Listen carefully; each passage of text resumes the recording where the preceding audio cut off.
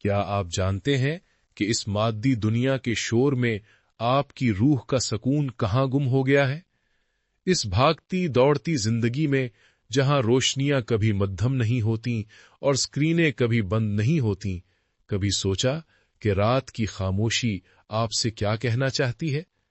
وہ لمحہ جب پوری دنیا سو رہی ہوتی ہے اور آپ اپنے رب کے ساتھ اکیلے ہوتے ہیں، وہ آپ کی زندگی بدلنے والا لمحہ ہو سکتا ہے۔ تو رک جائیں اور غور کریں، اللہ تعالیٰ آپ سے خاموشی سے بات کر رہا ہے۔ السلام علیکم ورحمۃ اللہ وبرکاتہ۔ عزیز بھائیوں اور بہنوں، آج کی دنیا ایک ایسی جگہ بن چکی ہے جو کبھی نہیں سوتی۔ سوشل میڈیا، کام کا دباؤ اور لامتناہی نوٹیفیکیشنز نے ہمارے ذہنوں کو ایک ایسی مشین بنا دیا ہے جو ہر وقت مصروف رہتی ہے۔ لیکن اسلام ہمیں رات کے غور و فکر اور تہائی رات کی بندگی کی طرف بلاتا ہے۔ رات کی خاموشی محض اندھیرا نہیں، بلکہ یہ وہ پردہ ہے جس کے پیچھے اللہ تعالیٰ نے آپ کی روح کی شفا رکھی ہے۔ اللہ تعالیٰ نے قرآن پاک میں ارشاد فرمایا کہ ہم نے رات کو تمہارے لیے آرام کا ذریعہ بنایا۔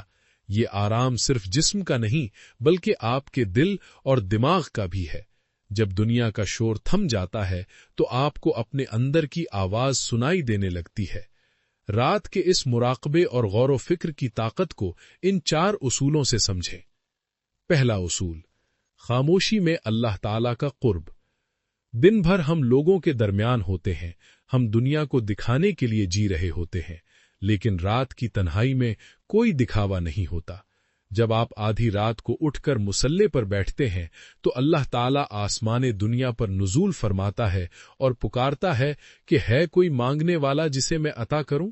یہ وہ وقت ہے جب آپ کی روح کا براہ راست تعلق اپنے خالق سے جڑتا ہے۔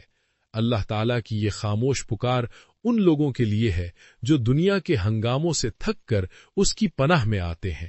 دوسرا اصول، اپنے نفس کا محاسبہ یعنی سیلف ریفلیکشن۔ دن بھر ہم نے کیا کیا، کتنی نیکیاں کمائیں اور کتنے گناہ کیے۔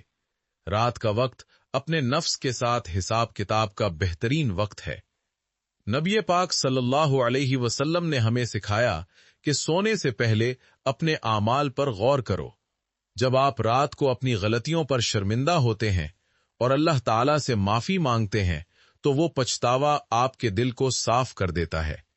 یہ توبہ آپ کو اگلے دن کے لیے ایک نئی طاقت اور پاکیزگی عطا کرتی ہے۔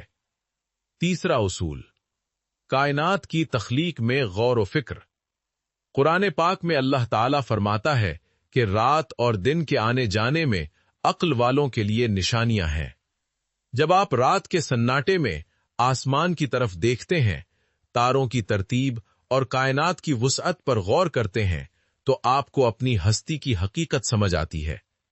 آپ کے بڑے بڑے مسائل اچانک چھوٹے لگنے لگتے ہیں، کیونکہ آپ کو احساس ہوتا ہے کہ جو رب ان اربوں ستاروں کا انتظام چلا رہا ہے وہ آپ کو کبھی تنہا نہیں چھوڑے گا۔ یہ غور و فکر آپ کے ایمان کو وہ مضبوطی دیتا ہے جو دن کی چکا چوندھ میں ممکن نہیں۔ چوتھا اصول، تہجد اور ذہنی سکون۔ نفسیات آج کہتی ہے کہ انسان کو سکون کے لیے کوائٹ ٹائم کی ضرورت ہے۔ اسلام نے یہ ضرورت 1400 سال پہلے تہجد کی صورت میں پوری کر دی۔ جب آپ دنیا کے جاگنے سے پہلے اپنے رب کے سامنے کھڑے ہوتے ہیں تو آپ کو وہ ذہنی سکون اور حوصلہ ملتا ہے جو آپ کو پورے دن کی مشکلوں سے لڑنے کے لیے کافی ہوتا ہے۔ نبی پاک صلی اللہ علیہ وسلم نے فرمایا کہ رات کی عبادت کو لازم پکڑو، کیونکہ یہ تم سے پہلے صالحین کا طریقہ رہا ہے۔ رات کی یہ عبادت آپ کے چہرے پر نور اور دل میں اطمینان پیدا کرتی ہے۔ اختتام، یاد رکھیے، یہ دنیا آپ کو کبھی نہیں رکنے دے گی۔ یہ آپ کو تھکا دے گی، آپ کو خالی کر دے گی۔ اگر آپ اپنی روح کو بچانا چاہتے ہیں تو رات کے اس حصے میں اپنے رب سے ملنا سیکھیں جب کوئی اور نہیں دیکھ رہا ہوتا۔